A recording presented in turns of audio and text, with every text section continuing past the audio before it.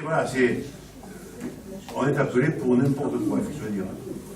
Alors, on pose ta question. Oui, alors je repose, je termine ma question. Je demandais dans qui horaire, parce que je ne sais pas si vous avez remarqué, mais le samedi matin au marché, si vous voulez, il y a une anarchie au niveau du stationnement. Maintenant, on commence à se garer sur les trottoirs, on ne respecte pas la signalisation ni rien, ni les emplacements pour personnes handicapées, ni les interdits d'arrêt, etc. Donc, je ne dis pas qu'il faut, je ne suis pas là pour dire qu'il faut verbaliser, mais je veux dire, il n'y a personne pour faire quelque chose. Hein. En ce moment, tout le monde est garé sur le trottoir le samedi matin. Je ne sais pas, je suis le seul à le remarquer. Hein. Non. Ah ben, je l'ai remarqué moi aussi. Hein. Même sur le côté droit, les nouveaux immeubles, ils sont garés. Là, la question, si vous voulez, c'est la police municipale est là pour verbaliser. La police municipale, il faut se dire deux choses. Dès le moment où elle intervient, et dès qu'elle demande à voir quelque chose, elle ne peut pas passer à côté sans dire que je ne l'ai pas vu. Il faut qu'elle verbalise. Et c'est ce que j'expliquais l'autre jour aux commerçants, à certains commerçants, c'est que si vous voulez, on sait par exemple la ville des Pyrénées, devant et madame, comment s'appelle, mais la reconnaissez, c'est que les places de parking devant la librairie et compagnie sont occupées pas par les clients, mais par les commerçants qui sont dans le coin. Or, on les connaît. On leur a fait des lettres pour leur dire il ne faut pas se garer, etc. C'est pour les clients. On l'avait fait depuis 10 ans. Depuis 10 ans, je ne dis pas que 10 ans, mais on l'a fait quand il y avait le bureau de travail, compris à l'époque. Le problème, si on est à la police municipale, on ne peut pas verbaliser que les commerçants. Il faut verbaliser à 135 €. Non, c'est exactement. 135, non, 135 sur le trottoir. 135, non, c'est le trottoir. 135 € sur le trottoir. Bon, mais on ne peut pas verbaliser une voiture, il y en a à côté, on essaie de ne pas la verbaliser. Dès qu'ils interviennent, il faut qu'ils verbalisent tout le monde. Bon, c'est vrai. C'est vrai que là, j'y pensais dans Saint-Méliani quand je suis passé, sur le trottoir du bâtiment de Bombay 2, il y avait 135 € systématiquement alignés. Mais le problème, après, si les commerçants sont d'accord qu'on fasse du ménage, mais forcément pas. Pas sur le véhicule. Non. Pas sur leur client. Pas sur leur client, parce que les clients, il faudrait qu'on verbalise ceux en face qui en face chez eux, mais pas sur la personne qui est une lise. Vous savez, à l'époque, je vais le dire parce qu'ils ne sont plus là. À l'époque, ils se payaient contre les gens de la caisse d'épargne. La caisse d'épargne, les employés se feraient là-devant. Ils ne sont pas, je peux en parler. On n'avait pas maintenant de ce qui se passe. À l'époque, la caisse d'épargne, ils ne sont plus là. Donc, ils voulaient qu'on verbalise les gens de la caisse d'épargne, mais pas leurs clients. Et ça, on ne peut pas. Il y a deux choses quand même. Si vous assurez une présence de la police municipale sur le créneau du marché, vous allez forcément dissuader les gens qui auraient tendance à se garer sur les trottoirs, sur les places handicapées, toutes les infractions qu'on a citées, à ne pas le faire. Parce que la vue du gendarme, ou du policier municipal, elle a quand même un effet très dissuasif. Donc, c'est là la question. Après, quand vous dites, si les policiers municipaux sont là, il faut obligatoirement qu'ils verbalisent. Si le policier municipal doit arriver à un client qui s'amène sur la place handicapée et qui n'est pas handicapé, il lui fait un rappel à la loi et il n'est pas obligé de verbaliser. Alors, donc c'est ça qui serait bien. Et en même temps, ça ménage quand même la convivialité voilà, ça fait de la prévention, ça ménage la convivialité sur la mise de plaisance du touche.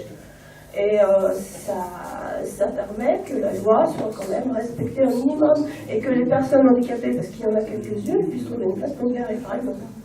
Alors, je vais partager votre point de vue, sachant quand même que quand vous allez n'importe quel marché, et en particulier un marché de Tournefeuille le dimanche, vous voyez des voitures garées n'importe où. Je veux dire que le reste, la peur du policier municipal, je ne sais pas si c'est le policier municipal d'ailleurs à Tournefeuille le dimanche, la peur du policier municipal, j'y crois de moins en moins. Donc vous voyez qu'on est capable de faire voler des véhicules avec des policiers municipaux dedans.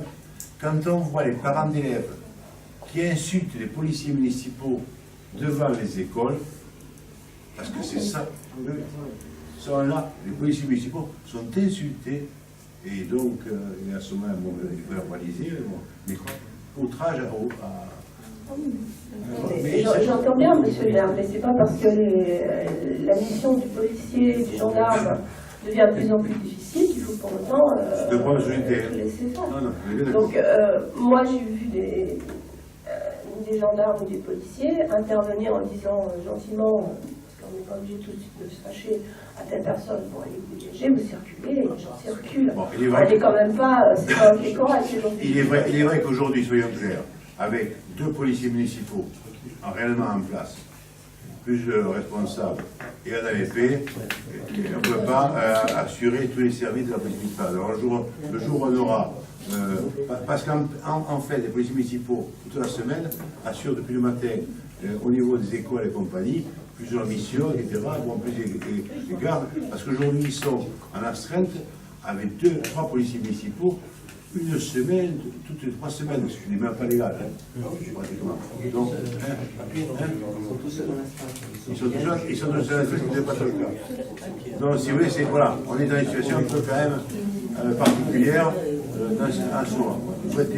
Il est bon de préciser aussi que la gendarmerie fait des rondes quand même le samedi. Bon, il faut savoir, vous savez que normalement, la sécurité et tout ça, ça devrait être la gendarmerie, et pas la police municipale. C'est la gendarmerie à assumer la sécurité du territoire. La police municipale a toujours été considérée, toujours, pour assurer ce nombre de données administratives par rapport aux missions publiques, par rapport à des papiers à porter chez les gens et compagnie. C'est ça le rôle de la police municipale. Bon. Par contre, c'est la gendarmerie qui doit assurer. Et c'est pour ça qu'à Colomiers, jusqu'à maintenant, le maire, les maires sont succédés, n'ont jamais voulu créer de police municipale, de manière en considérant que la mission devait être la sécurité, devait être assurée par la gendarmerie ou le commissariat. Bon. On s'aperçoit que de plus en plus, pareil, l'État se désengage et donc il faut mettre des policiers municipaux. Moi, je ne suis pas non plus pour faire une super police municipale. Je pense que la gendarmerie a un rôle à jouer dans la commune et qu'elle doit le jouer et qu'il faut qu'elle soit présente sur le terrain. Bon, alors on a la chance aussi quand même d'avoir un responsable aujourd'hui, M. Pogoti, qui est le patron de CNP, qui a une vision un peu dans cet esprit-là, mais qui voudrait d'ailleurs qu'il fasse des missions à pied, ceci, cela. On le voit rarement, mais parce que lui aussi, pareil, c'est pas forcément évident de gérer les effectifs, mais normalement, la sécurité, c'est pas la police municipale, c'est la gendarmerie. Surtout que la gendarmerie a aussi des problèmes d'astreinte, et le week-end, c'est Toulouse qui gère et qui envoie les éléments de gendarmerie permanente dans tel ou tel endroit. Donc c'est un gros souci permanent. On sait très bien que c'est le leitmotiv d'aujourd'hui, mais ils font avec ce qu'ils ont malheureusement. Et puis il faut savoir que la gendarmerie aussi, avec les missions maintenant de sécurité qui est assurée à différents endroits par rapport à Vigile Pirate, par rapport à des manifestations qui sont organisées à droite et à gauche, les week-ends et tout, et qui sont difficiles à contenir, où on ne sait pas qui va être présent, pas présent, etc. Il a un boulot fou, et je les comprends.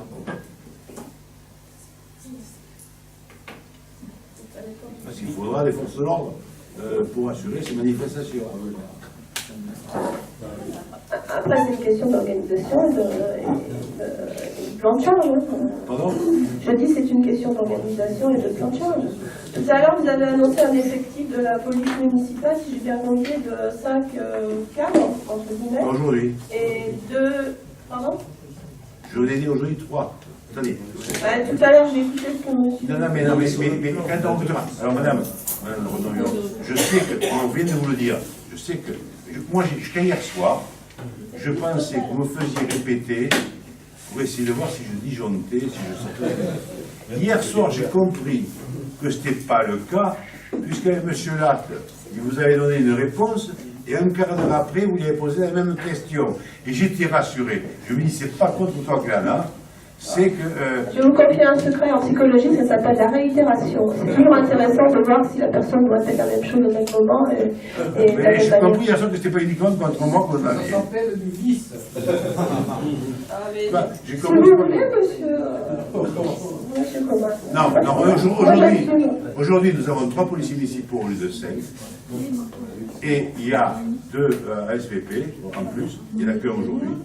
Donc on est en train de recruter 2 policiers municipaux pour être à 5, policiers municipaux et 2 ASVP. Au total, on aura 3 SVP. ASVP, voilà. Plus Oui, 5. je suis bien d'accord, mais moi je vous parlais en droit au tableau d'effectifs. Donc en droit au tableau d'effectifs, vous avez ça. Vous allez vous arranger pour combler les manques, donc les 2 qui se sont évaporés dans la nature. D'ailleurs, ça m'amène à une question. Comment se fait-il qu'on devienne bibliothécaire alors qu'on était plus policier municipal? Expliquez-moi. Mais on peut changer dans la vie. Oui, mais normalement, c'est une spécialité. Donc, si la personne ne cesse de l'être. Problème de santé. Il y a un problème Ah, de santé. donc ça n'a pas été expliqué, ça, tout à l'heure. C'est ça que je voulais savoir. Donc, pour des raisons X qu'on va comprendre, ce monsieur-là a perdu l'aptitude. C'est ça? Un problème de santé. D'accord. De dos, pour être clair. Elle est devenue bibliothécaire. Et deuxièmement, il avait, avant d'être policier municipal, il avait été SVP justement, dans les années passées, on l'a recruté comme SVP, et c'était une personne qui était un spécialiste de bande dessinée, des choses comme ça. C'est quelqu'un qui aimait un petit peu tout ce qui était culturel et tout ces trucs-là. Donc c'est pour ça qu'on l'a mis à la bibliothèque, il nous semble possible de pouvoir la. C'était un reclassement possible. S'il avait été jardinier, on n'aurait pas pu le mettre à la bibliothèque, bon, c'est sûr. Et là, par contre, il avait une culture qui permettait de le faire. Pourquoi un jardinier peut... Pourquoi pas? Ça aurait été plus difficile. Ça coulait dessous. Bon, est-ce qu'il y a quelque chose à voter? Oui. Oui, tout le tableau. Alors, je suppose que vous abstenez pour le tableau aussi. Je vous en remercie. C'est très sympathique. Donc, ensuite, nous avons des questions diverses. Alors, ne participez pas au vote. Ne participez pas au vote. Ne participez pas au vote. Donc, vous avez posé 2 questions. Le tri sélectif dans les zones de chalandise. Alors, je vais laisser monsieur le directeur vous répondre parce qu'il a toutes les réponses. Et après, pour recevoir l'information des plaisançois et des plaisançois, je serai maintenant directeur de la communication aussi. Monsieur le directeur. Alors, sur la première question que vous avez posée, donc, qui concernait les problématiques de tri sélectif, voilà ce que je peux vous répondre en tant que communauté de communes dans ce cadre-là.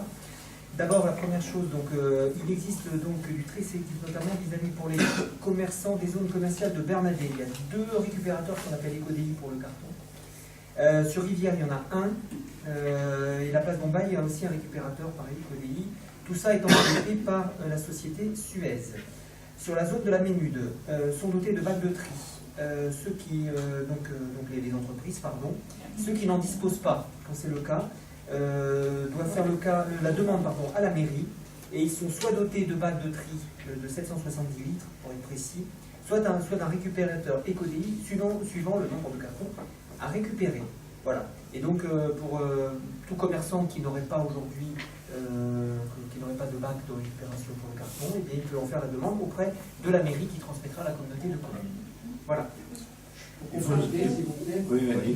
Parce que c'est quand même une question importante et on croirait qu'on ne fait rien, mais c'est ça le cas. Vous parlez de conteneurs EcoDI. Pour ceux qui ne connaissent pas, c'est le type de conteneur qui a place Bombay devant le bureau de tabac, le conteneur bleu, qui est spécialement dédié au carton à gros volume, donc c'est collecté par une société. Il faut savoir aussi que Jean Moulin, il y a aussi tous les commerces ont soit des OM et des tri quand il y en a besoin. Il faut savoir que par exemple le garage Sevilla a 3 conteneurs de 750 litres parce qu'il a beaucoup de cartons, mais il fait se détacher. Et par exemple à Bernadette, nous avons une action auprès du Margot. Là, il y a 3 tri de 770 litres de tri collectif, 3 conteneurs, pardon, plus les OM. Et en janvier, il y aura une opération faite auprès des usagers, c'est-à-dire que nos agents de la communication de la CCST iront dans le restaurant pour indiquer aux clients comment il faut faire le tri. Parce qu'il s'avère que le Bernadette qu'on met, et c'est souvent le cas, Nous, on met des conteneurs pour le tri sélectif et les cartons ou autres qui vont dans ces conteneurs sont souvent souillés et après on est obligé de les envoyer aux ordures ménagères. Donc, au lieu de faire de la récupération, ça nous coûte encore plus cher. Voilà. Donc voilà ce qu'on fait. Et vous avez vu que Saint-Nicolas 3, dans ces relatives, vous remarquez souvent que c'est pas propre autour. À partir du 1er janvier, c'est une société qui fera le ramassage de cet apport volontaire et on leur a spécifié dans le contrat qu'ils devraient nettoyer tout autour. Donc, lorsque vous verrez, puisque vous passez plus souvent que moi, je passe souvent, vous m'appelez et je ferai le nécessaire et là on peut les sanctionner puisqu'ils ont l'obligation de le faire. Mais là, il y a un tri sélectif pour les commerçants? Comment? Il y a un tri sélectif là? Oui. À cet endroit-là? Oui. On a un bar de tri sélectif. Ah non, c'est Nicolas, il n'y a pas de risque. Alors, les commerçants l'avenue des Pyrénées, 3. Non mais attendez, non. Attendez, il faut savoir que les commerçants, par exemple, vous avez différents risques actifs. Vous avez pour les pneus, par exemple, un garage comme Peugeot, n'importe quoi, a lui-même son tri sélectif organisé pour les différentes choses. Après, il faut que les commerçants, normalement, vous avez Intermarché qui fait du tri sélectif, qui lui-même assure ses propres traitements de ses ordures ménagères. Et après, vous avez des commerçants qui non seulement payent la taxe, et donc en fonction de ce qu'ils payent, ils payent la taxe, et donc ils ont droit au tri sélectif. Et puis vous avez peut-être des commerçants qui aujourd'hui refusent de payer la taxe et mettent les cartons à côté sans rien du tout. Enfin, c'est ce qu'il faut qu'on recense. Non, parce que le sujet, en fait, c'était les cartons, surtout. Parce que c'est vrai que les cartons, c'est un peu agaçant de voir des montagnes de cartons qui vont ensuite être détruits, alors qu'on pourrait les recycler en ayant un peu de civisme. Ils sont recyclés. Comment? Donc là, ils sont recyclés. Oui, mais quand le commerçant fait œuvre de civisme et utilise des solutions de récupération. Pour l'usage aussi. Oui, non, mais comme les usagers, oui, tout à fait. Mais les gros consommateurs de carton le font quand même. Par contre, à Saint-Nicolas 3, bon, on est vigilant aussi. On a mis au restaurant un conteneur de tri sélectif de 750 litres. Et s'il s'avère qu'il y ait, on le surveille, s'il s'avère qu'il y ait besoin de mettre un conteneur éco-délit, on le mettra. Mais on est vigilant, je vous assure qu'on est vigilant. Alors, on essaie aussi, on va mettre en place au niveau de la cuisine centrale du tri sélectif, et en particulier pour pouvoir composter, au compostage à la cuisine centrale. Autant pour la cuisine centrale, c'est relativement facile à faire, autant dans les étés, d'aller récupérer tout ce qu'il y a dans les assiettes et compagnie, le papier et tout, ça demanderait un boulot, bon, pour moi, on n'est pas fait. Par contre, là, on va démarrer incessamment sous peu, dans le compostage au niveau de la cuisine centrale par rapport à tout ça. Aussi, comme le tri du carton. Oui, il faut le truc de partout. Mais maintenant, ils vont aller en plus, moi, ils sont en place, les composts, je crois qu'ils sont en place. Je voudrais dire, Bernadette, je passe assez souvent, et effectivement, il y a une majorité de bacs qui sont des bacs normaux, quoi, qui sont plein de carton. Donc, voilà, donc. Bernadette Il y a des récupérateurs. Il y a trois. Ils sont derrière, ils sont pas au même endroit. Il y a trois bacs éco-délit, c'est quand même important. Je parle derrière le. Comment dire, sur l'arrière de Bernadette. Monsieur Comin, vous savez qu'il y a 2 points de collecte à Bernadette. Je parle du deuxième point, je pense. Hein. Donc là c'est pour être carton dans les bacs bleus. On va le regarder. Évidemment, il y en a 2 ou 3 qui sont là-bas. Oui, il y a 2 ou 3. Et bon, il y a des Suèdes, comme je disais tout à l'heure, mais les autres, ils sont pleins, quoi. Alors, justement, les commerçants doivent appeler lorsqu'ils sont pleins pour qu'on vienne les ramasser. Parce qu'ils sont pleins, mais ils ne sont pas dans le prix sélectif, ils sont dans les bacs normaux, là, d'après ce que je vois. Hein. Il faut savoir aussi que le prix du carton coûte cher parce que actuellement, le carton noir qu'on appelle, il ne se vend pas pratiquement. Donc, ça coûte très cher. Okay. Et on le fait. Non, ça se fait. Il y a quand même une démarche à ce niveau-là. Alors, il n'est pas parfaite, hein, je suis d'accord, mais ça se fait. Et puis, c'est un problème de volonté comme pour tout individu. On a mis en place des choses c'est peut-être pas l'idéal, mais ça existe. Bon, après, il faut que normalement les commerçants nous préviennent. Certains jouent le jeu, d'autres jouent moins le jeu, etc. etc. Bon. Après, pour votre information, moi chez moi, j'ai Cita qui vient toutes les semaines récupérer les cartons. Et moi je vois tout le personnel et j'arrive pas à leur faire passer les cartons. Toutes les semaines, je suis obligé de rentrer dans la benne pour passer les cartons. Alors déjà au niveau particulier, c'est compliqué. La rue, c'est complètement... Je leur fais la guerre à tous les traiteurs qui passent, mais c'est impossible. Et en plus, ça c'est bien. Ça dédouane et ça coûte une fortune. Il existe pour ça les éduquer, c'est relativement compliqué. De notre équipe qui sont qui ont un compacteur. Ça, il faut quand même, pour la montrer, que nos cartons sont à disposition. Non mais ça lui fait encore un entraînement. Il compacte. Il pense qu'il est encore dans le pack. Il compacte. Vous, matin, quand vous arrivez, vous avez des montagnes, c'est relativement énorme. Appelez la police municipale. Moi j'aime bien, tu vois, quand il y a des cartons à la maison, ils sautaient dessus pour les compacter. Méfiez-vous. Bon, seconde question. Pourrait-on revoir l'information des plaisançoires et des plaisançoires? Alors, la question comporte, il y a deux volets. Donc, un qui concerne les panneaux d'affichage eux-mêmes et puis le contenu. Alors, je vais commencer par le plus simple. Le contenu, c'est vrai que c'est un souci qu'on a permanent. En permanence, on se demande si on met plus d'informations ou moins d'informations, parce que moins d'informations, on peut écrire plus gros, et plus d'informations, obligatoirement, ça devient petit. Donc, on est quand même sollicité par les associations très très régulièrement. Et donc, effectivement, le contenu, ça fait l'objet d'échanges de mails entre les différentes personnes qui sont chargées de la communication. Et l'idée, c'est que ces sucettes renvoient toujours sur le site, de façon à ce que les gens prennent l'habitude au maximum d'aller sur le site internet pour avoir des détails. Et donc, voilà. Alors après, par rapport aux points qui n'y sont pas, c'est vrai que les conseils municipaux n'y sont jamais, mais bon, je ne pensais pas qu'aujourd'hui on aurait aussi peu de monde, mais de toute façon, je ne suis pas persuadé que si on met une case de plus sur le conseil municipal, on va remplir toutes les chaises qui sont vides aujourd'hui. Et puis pour l'INEO, effectivement, il y a eu une campagne d'affichage qui a été très très importante auprès des commerçants, sur tous les lieux pratiquement municipaux, donc le l'INEO. Il y avait quand même une information qui était importante, et même sur le site en plus. Donc c'est 700 distributions. Et en plus, voilà, mais ça je ne savais pas par contre. 700 distributions.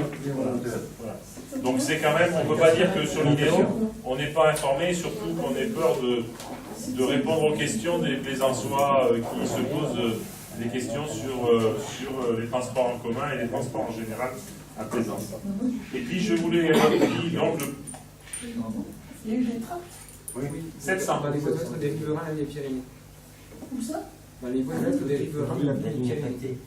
700 distributions. Enfin, les bus, ça concerne pas que les gens. Oui, mais c'était pour que les gens qui puissent, comment dire, l'impact des travaux, voilà, témoigner de difficultés qu'ils vont avoir peut-être soit avec le LINEO, soit avec les travaux, puissent être informés qu'il y avait cette réunion et qu'ils puissent poser toutes les questions et faire toutes leurs remarques à cette réunion. Et je trouve que c'était plutôt une bonne chose.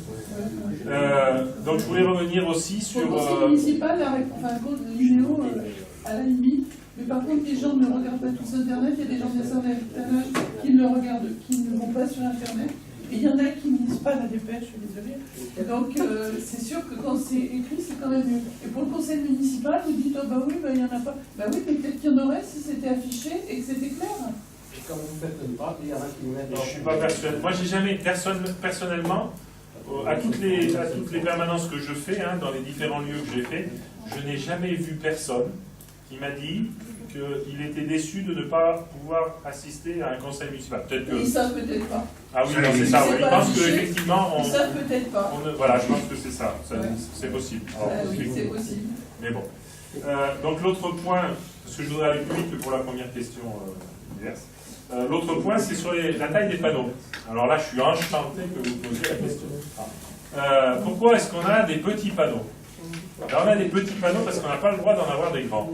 Et pourquoi on n'a pas le droit d'en avoir des grands? Parce que le règlement local de publicité qui date de 98 interdit pratiquement tous les 4 par 3, les 12 mètres carrés, sur pratiquement toute la commune. Pas tout à fait toute la commune, il y a quelques endroits très très localisés où ils sont acceptés, et il y a un endroit qui est à la minute où c'est toléré pour l'instant.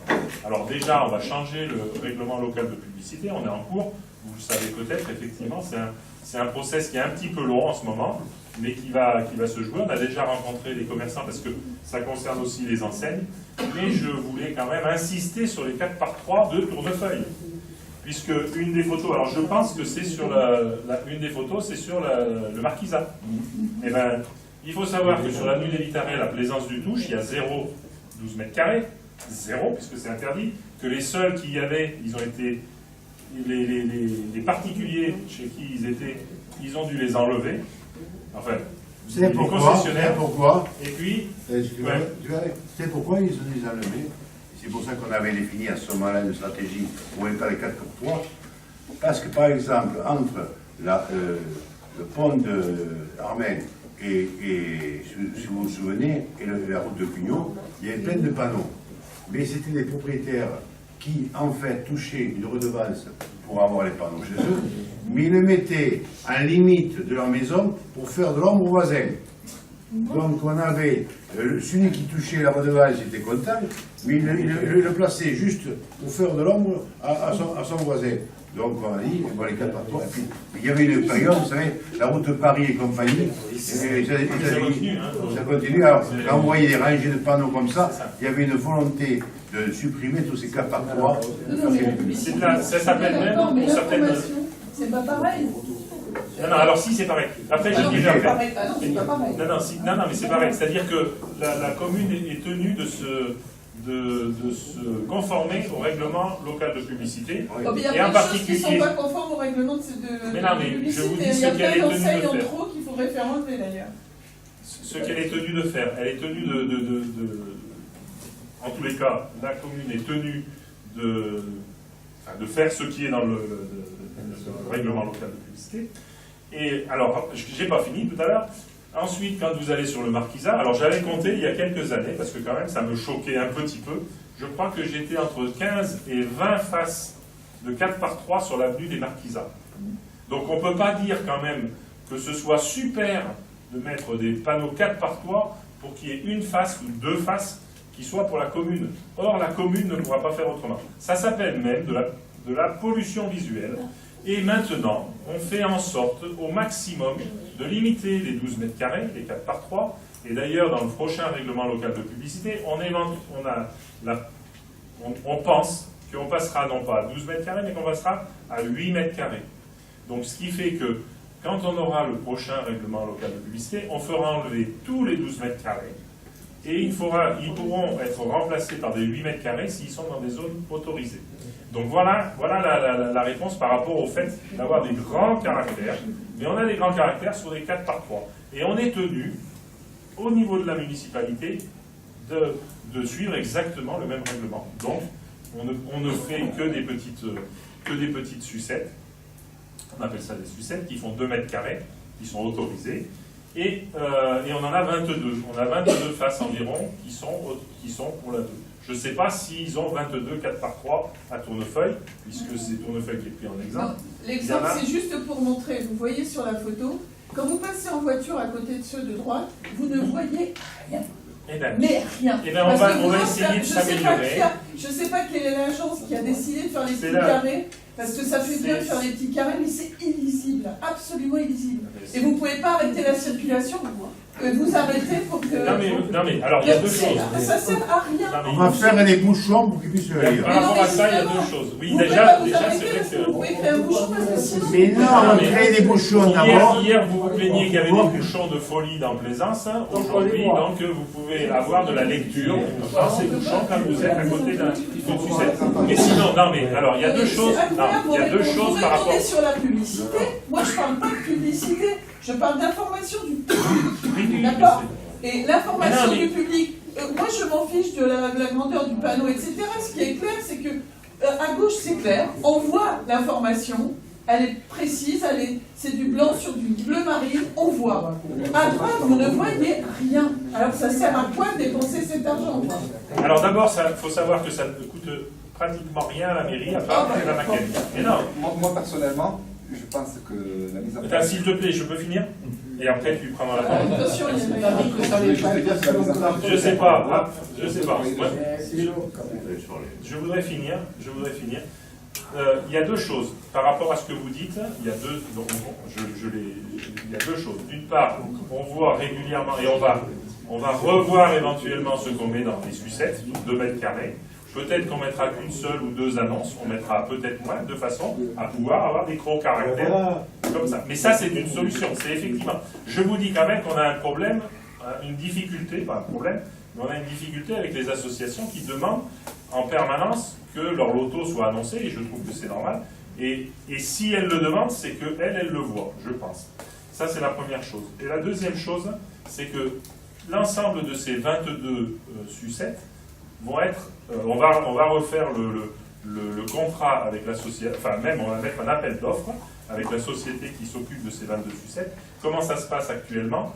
On a, il y a d'un côté une publicité et de l'autre côté, soit une affiche de la municipalité, soit une affiche d'écran 7. Et donc, c'est dans le contrat actuellement, c'est eux qui se chargent de l'impression et qui se chargent de mettre en place ces affiches de la municipalité ou d'écran 7. Donc voilà comment ça se passe. Et effectivement, nous, ça nous coûte au service communication de faire la maquette de ce qu'on met. Alors effectivement, de toute façon, on va le revoir. L'ensemble de ces sucettes, ça fait partie du règlement de publicité. Donc en fonction du règlement, on pourra mettre des sucettes dans certains endroits et pas dans d'autres. Donc on est un petit peu, effectivement, on est entre les deux. Je voulais avoir une réponse complète. Je crois qu'il y a un problème, et tu voulais dire, je pense, Jérôme aussi, il y a un problème de maquette. Il faut qu'on revoie la maquette, même si parce que c'est vrai que le premier, c'est entre... On avait à l'époque des lignes, souvenez-vous, c'est aussi un problème de dimension. À l'époque, je ne sais même pas si c'était pas vous, le groupe minoritaire, qui avait dit, finalement, c'est mieux, ce qu'on avait fait maintenant. Et là, il faut dire, c'est parce que les couleurs aussi qui ne vont pas, c'est pas assez frappant. Il y a un problème de maquette. Une affiche, c'est fait pour être vu, donc quelqu'un qui conçoit une affiche, il est censé y réfléchir quand même. Là, je vous mets au défi quand vous passez de lire, quoi. C'est impossible. Mais quand on avait ligne avant, on ne lisait pas non plus. On ne lisait pas. C'est pour ça qu'on avait changé, on avait pensé au carré, et puis bon, voilà. Mais les carrés n'étaient pas... Au début, je trouve qu'au début, il y a quelques temps, quand on a vu les carrés, ils étaient beaucoup plus visibles que maintenant. C'est vrai qu'aujourd'hui... Alors, il faut savoir quand même que chaque fois, pour chaque sucette, on élimine environ 2-3 annonces. Mais bon, on peut en enlever. Non, mais on est en par rapport à ça. Je pense que on est d'accord, c'est un problème de maquette, c'est pas forcément un problème de taille d'affiche ou un problème de quantité. Il y a du clair sur fond clair, ça passe pas. Voilà. Donc clair sur fond foncé ou l'inverse, c'est les choix de couleurs. Donc c'est les choix de couleurs, moi. Après, l'emplacement des sucettes, effectivement, moi je rebondis sur ce qui a été dit. L'emplacement du sucette, je pense qu'il y en a certaines qui sont à revoir parce que on est dans une vitesse de parcours qui nous empêche de les voir. Moi, depuis qu'elles ont été installées, les nouvelles affiches, j'ai toujours pas lu les 6 pavés. D'un seul coup, non, oui, moi non plus. J'arrive pas à les lire. Mais moi, je mets ça sur mon âge, donc je sais pas. Moi, j'arrive à lire. La question que je voulais poser, moi, c'est on ne peut pas avoir des panneaux lumineux défilants comme alors ça c'est pire. Il faut faire attention parce que c'est pire. Effectivement. Ça dépend comment ils sont positionnés. Non, mais nous, on voudrait, effectivement, je suis pas le seul, mais je suis un des partisans d'avoir des panneaux lumineux. Mais il faut savoir que c'est très déconseillé par la sécurité routière. Donc il ne faut pas qu'ils soient visibles quand on est en voiture. Voilà. Ça c'est un vrai problème. Et donc du coup, on essaiera d'en avoir dans les prochains contrats, mais il faut faire attention, c'est vrai. On en a déjà eu un à la place de l'ancien marché. Ah oui, non. À côté de la poste. Ouais, non. Si, alors je pensais quand même que vous parliez des panneaux lumineux modernes. Je ne pensais pas que vous parliez des... Je parle de l'autre, oui, je parle Non, de l'époque, de l'époque. Non mais, moi je ne vais pas vous citer des communes avoisinantes, comme ça il n'y a pas de... Si, la Sabota, par exemple. Non, mais c'est des tas plus vrai que... Par exemple, en ce moment, je me passe beaucoup à Pinsagal. Et ben, je suis informée de ce qui va se passer à Pinsagal. Je sais quand il y aura les vœux du maire, je sais quand vont se passer, je sais plus, l'autre jour il y avait un loto, sauf qu'ils ont positionné leurs panneaux lumineux défilants à un endroit où il y a un feu, donc ça bouchonne, ça fait pas bouchonner les gens. Écoutez, excusez-moi, je vais trouver la solution. Je vais trouver sur la solution. Parce que on va mettre uniquement sur les affiches, en gros, pour savoir ce qui se passe à Plaisance, allez sur le site internet. Ben, c'est presque voilà. C'est ce qu'on le mieux. Non, voilà, finalement, ce sera plus simple. C'est ce qu'on voit le mieux normalement, c'est le...